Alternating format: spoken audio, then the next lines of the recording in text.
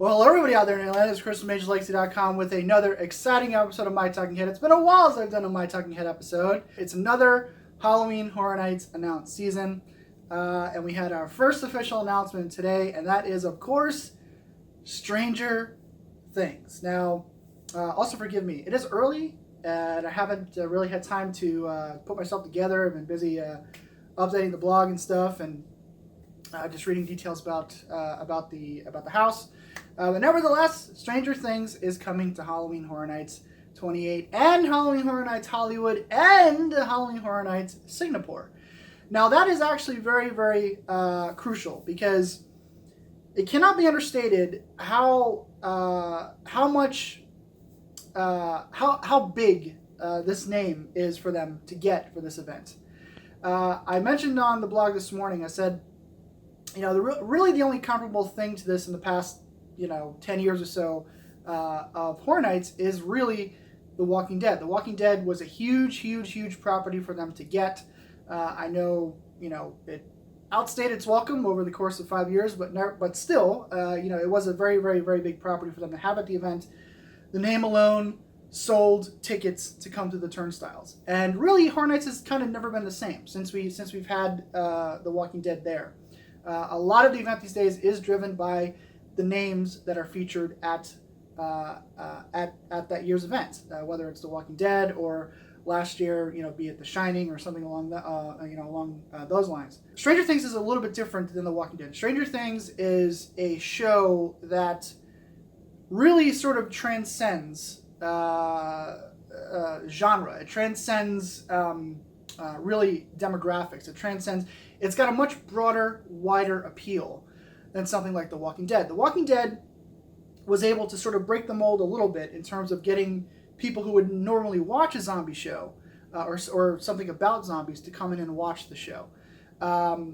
This is a little bit different, because while there are horror elements in Stranger Things is really more reliant on the nostalgia factor, the sort of 80s setting, the kids, and season 2 kind of upped that ante a little bit, where they really focused a lot more on the horror elements of the show, for better or worse, depending on how you liked season 2. But it really does have this much more broader appeal. People who wouldn't normally watch a genre show will sit down and watch Stranger Things. Stranger Things is also an infinitely better written, infinitely better put together show than The Walking Dead. I will always maintain that. I stopped watching The Walking Dead back in season 3.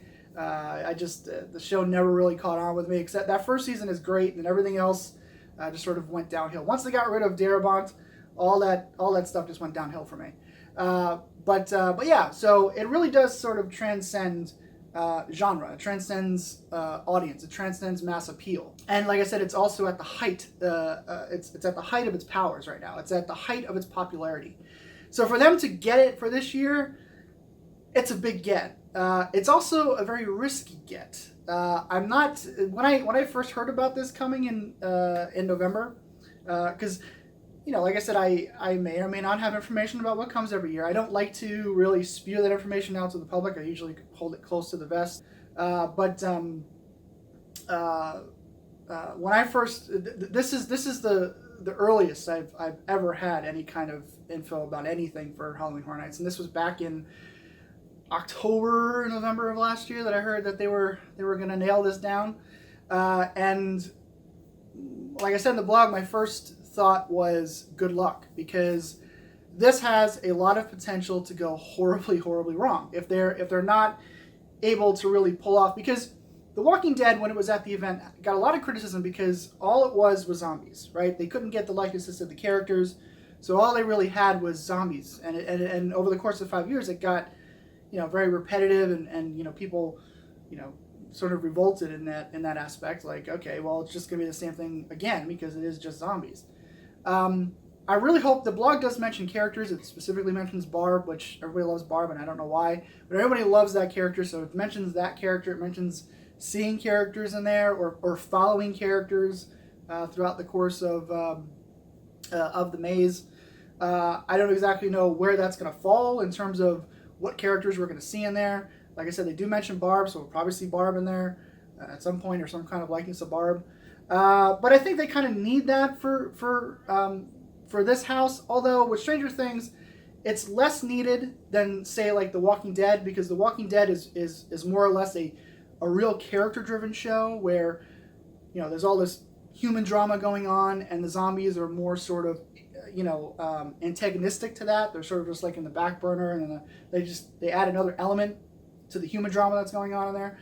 Stranger Things, you can get away with doing a house without the characters. You've got all the monsters and stuff in the Upside Down. You can do virtually anything you want with that sort of world, that Upside Down world. But at the same time, the characters in Stranger Things, I think, are a lot more popular than the characters that are on The Walking Dead. So, I think it might behoove them to maybe try to work in the characters somehow if they're not able to. I don't know. But the blog does mention that they're going to have, the characters will follow you, or you'll follow along with the characters in the maze itself. So I'm assuming there's going to be characters in there. Like I said, it does mention Barb, which everybody loves Barb, and I don't know why, but Barb is mentioned. So Stranger Things. Stranger Things is coming. I'm a little, I can't say it, obviously I've known about it for a while, but I think it's going to take some time for people to really grasp how huge this name is for them to have this property coming to the event. It is what it is. I know that there's, some of the more diehard people don't like, the properties at the event. And I tell people all the time, I remember a time when all the diehards wanted was to have, like, Freddy, Jason, Michael Myers, Leatherface, and all those characters to come to Halloween Horror Nights, to be featured at the event. And now that we actually have intellectual properties coming to the event, it's like they kind of hate it. So, it is what it is. I mean, the event, the IPs are going to sell the event. I don't mind IPs. It doesn't bother me. I don't get so bent out of shape about it like some other people do. I can see where some of the criticism can come from.